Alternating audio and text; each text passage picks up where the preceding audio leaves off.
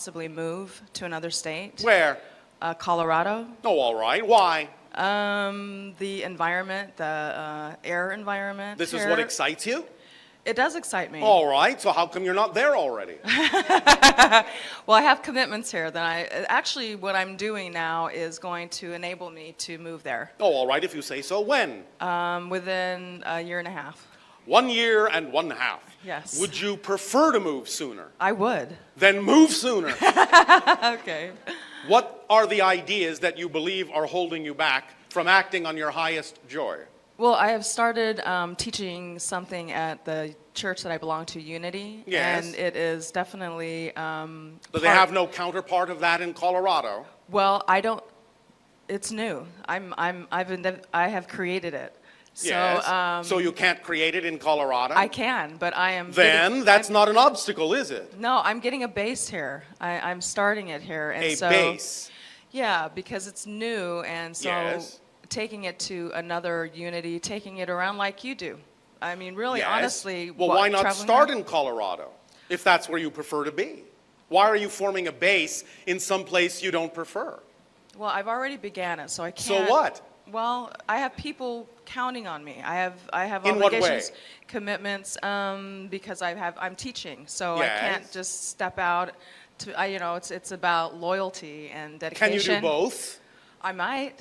Yeah, You might? that is an option. Yes, It absolutely, is. it is. Then if that's an option, why aren't you doing both? Well, thank you. Did I have to remind you of that? Sometimes we need help. Yes. Yes, I know. Thank you. So, what we are saying is, when we talk about the idea of acting on your excitement, act on it to the best of your ability. Right. Don't Whatever it hold is you back. have set up for yourself, make sure you understand that you may have set up something that you actually can take advantage of, but are not. Okay. So examine all the things you actually do have available to you when you talk about your excitement and act on it to the best of your ability. You've just revealed to yourself and to everyone in the room with you and to us that you actually do have the ability to be in Colorado and be where you are by going back and forth doing both simultaneously. So why not do at least that version until you establish enough of a base in Colorado for you to then make whatever decisions you wish to make? Okay. Yes? Yes. You don't have to. We're not telling you to. It's, But we're examining with you whether or not you believe that you are capable of doing that and whether that might be more representative of your excitement than what you're choosing to do. I am completely and totally, absolutely capable. Yes. All right, then you can start acting on that. Now, you do remember the entire formula of acting on your excitement, yes? Yes. Because we know many of you forget the last half of the formula. Oh, yes, act on my excitement. Oh, yes, yes, yes, yes, yes. How come this didn't happen? I was acting on my excitement. How come that didn't come to fruition? I was acting on my excitement. What went wrong? What went wrong, so to speak, is that you forgot the second half of the formula of acting on your excitement. Act on your highest excitement every moment that you possibly can to the best of your ability, taking it as far as you can until you can take it no further. Then act on the next most exciting thing, taking it as far as you can to the best of your ability. And you act on your highest excitement every moment that you can with absolutely zero assumption, expectation, or insistence on what the outcome should be. That's the formula. Because you never know exactly why you're being attracted by the thing that excites you. It may not be for the purpose of that particular presentation coming to fruition. All right. It may have just been to get you in a place you need to be so that what actually needs to happen can more easily happen. So never assume you know where your excitement will lead you, because the physical mind does not have the ability to know how something is actually going to happen. Only the higher mind knows how something is going to happen. The physical mind is only designed to know what is happening right now. What is it experiencing right now? And that's why it's so important to stay in the present. Because if you don't stay in the present, your physical mind is not being given the opportunity to function as it was designed to. So when you allow the higher mind to show you what needs to manifest to be representative of the state of excitement that you are in, then you will be allowing your life to unfold in the most synchronous way possible, and you will see that the manifestations that come, even if they are not necessarily what you thought they ought to be, will actually serve you as stepping stones toward greater and greater and greater expressions of your joy and excitement.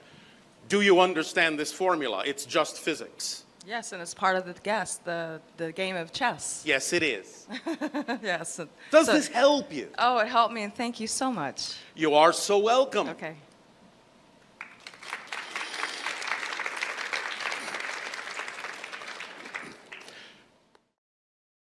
Hi, Bashar. And to you, good day.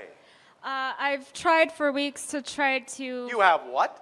You've tried for weeks to try? to formulate my question Yes. in a lighthearted way, or because the nature of my question is, I Is guess what? for me, it's negative.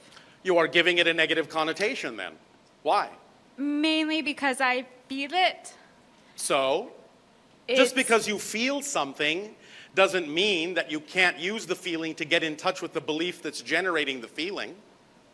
You understand that you can't have a feeling about something unless you already believe something to be true? Did you know that? Yes. Are you sure? Yes. Well, then if you know that, then the idea of feeling something a certain way gives you an opportunity to recognize that the feeling is telling you that you have a belief that is generating that particular feeling. Therefore, if you have a feeling you don't prefer, don't hide it. By all means, own it, acknowledge it, accept it as yours, and at the same time use it and trace it back to what you would have to believe to be true about your relationship to something in life in order for the belief to generate that particular kind of feeling that you don't prefer.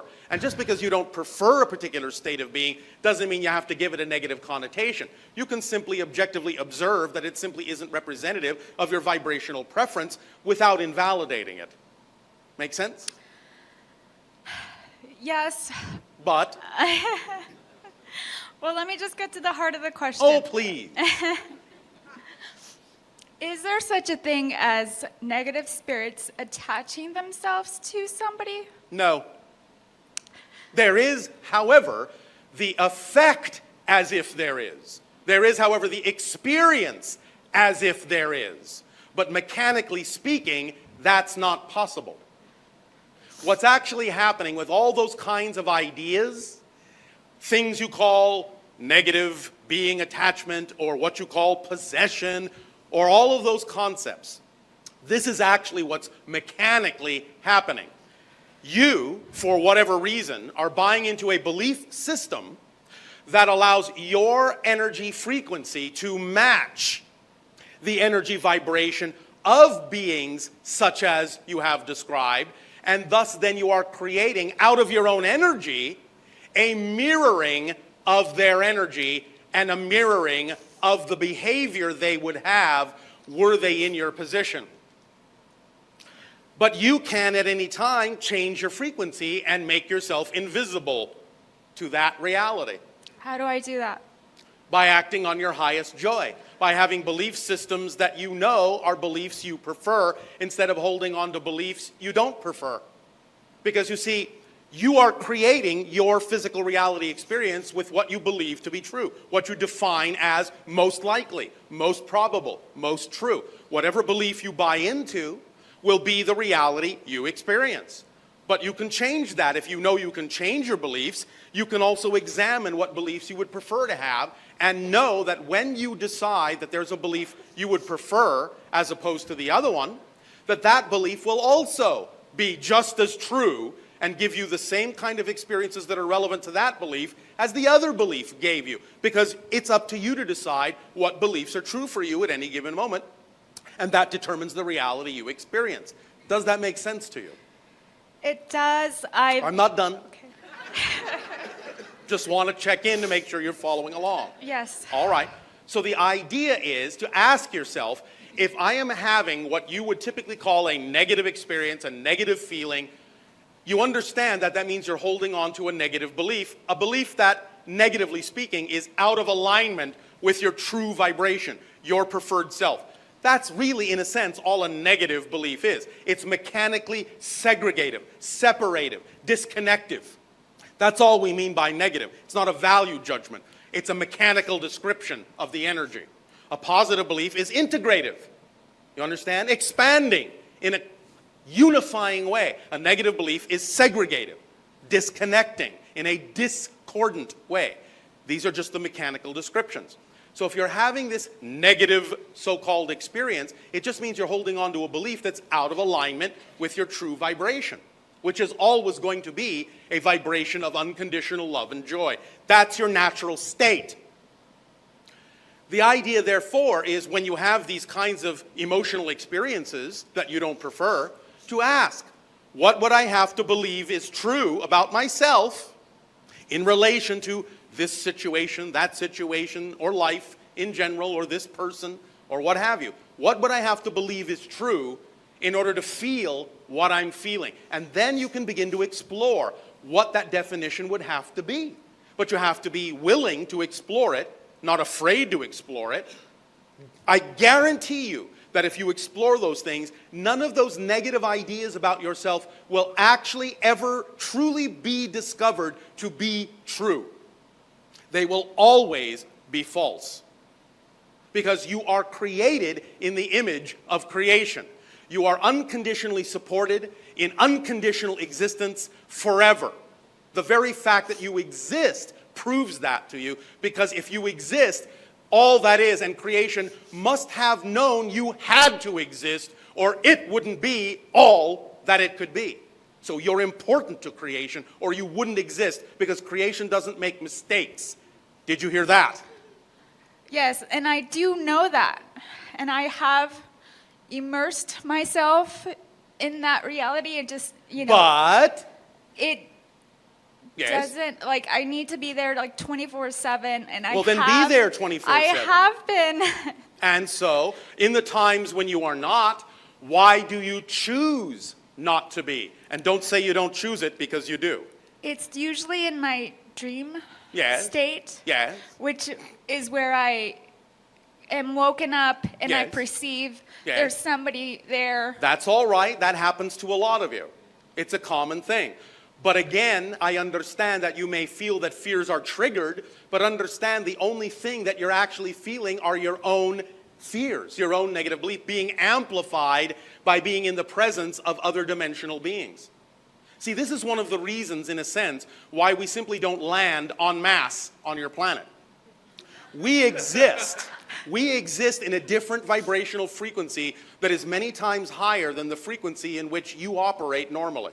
So the idea is that if we were to suddenly present ourselves at full frequency to you, it would actually force all the things that you are forcing down to the surface.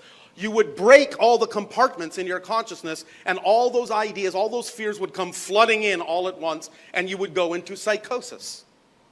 So we keep our distance until such time as you strengthen yourself and bolster yourself with your own positive beliefs, so that you become more equal to us, and thus then will not experience such a shock in the presence of a very different frequency. But from time to time, because of your own agreements, even though you may not remember them, you will come in contact with other beings from other dimensions that you have made agreements to do certain things with. And in those moments, because you're so used to the idea of the vibration of physical reality and the compartmentalization of consciousness that goes along with it, in those moments, all those walls, all those barriers may break down, and you may be forced to face some of the fears you may not be ready to integrate.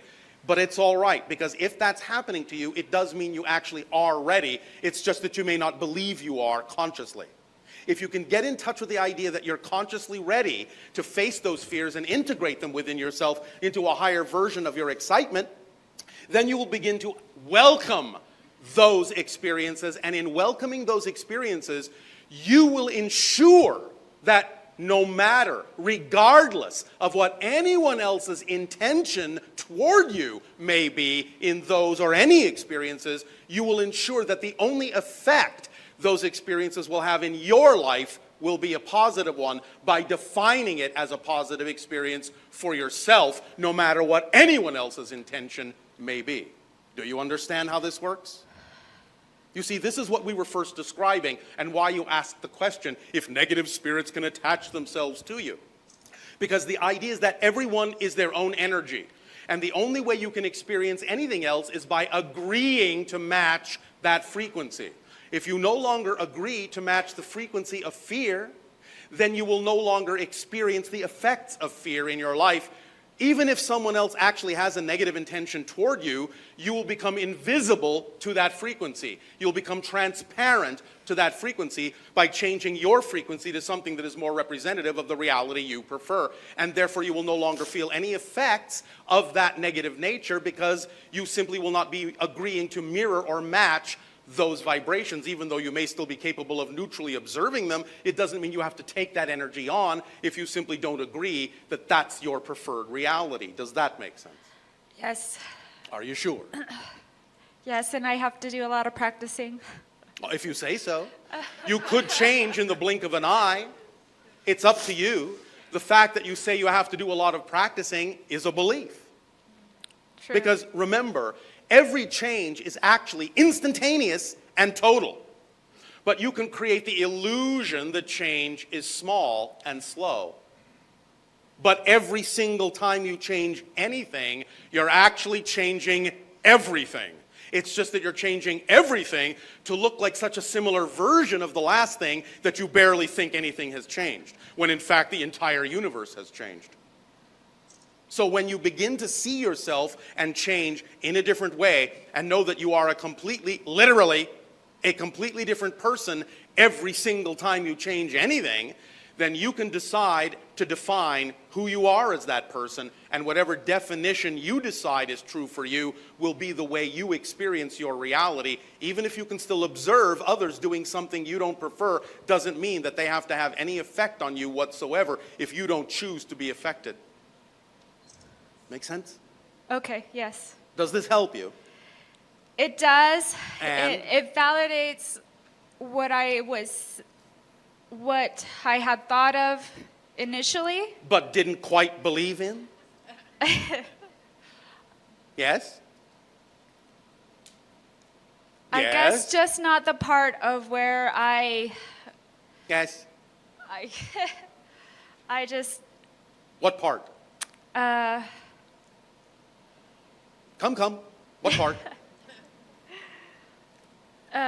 just being, just rejecting it, because It's not about rejection. not rejecting, but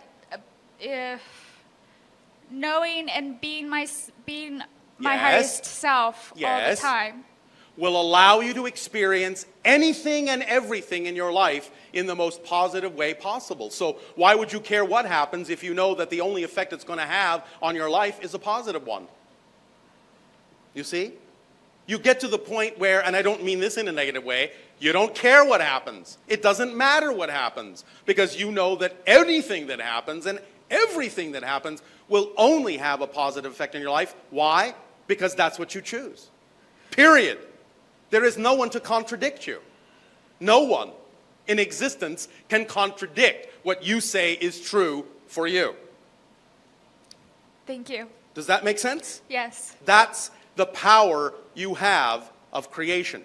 Understand, and again, I don't mean this in a negative way, although we understand it sounds a little funny in your language. The greatest gift you have all been given is that life is fundamentally meaningless. It doesn't have built-in automatic meaning. You were created, you were designed to give meaning to life. So the meaning you give it is the effect you get from it. Without you putting any kind of meaning into it, there will be absolutely no automatic meaning at all. It just remains a neutral prop, a neutral experience, a neutral environment. But the second, the instant, you give it a meaning, consciously or unconsciously, positive or negative, that's exactly what gets reflected, because it's just a mirror. It's a neutral mirror. So if you're looking at a mirror and you see your reflection, and you look at your face in the mirror and you see that you're frowning or you're sad or afraid, you know you don't go over to the mirror and try to change the reflection in the mirror to a smile. It doesn't work that way. There's nothing there. All the light is bouncing back to you. But you know that if you decide to smile no matter what, the reflection has no choice but to smile back. It doesn't have a mind of its own. Thank you. Does that help you? Yes, it does. Then I will leave you with this. Pleasant dreams.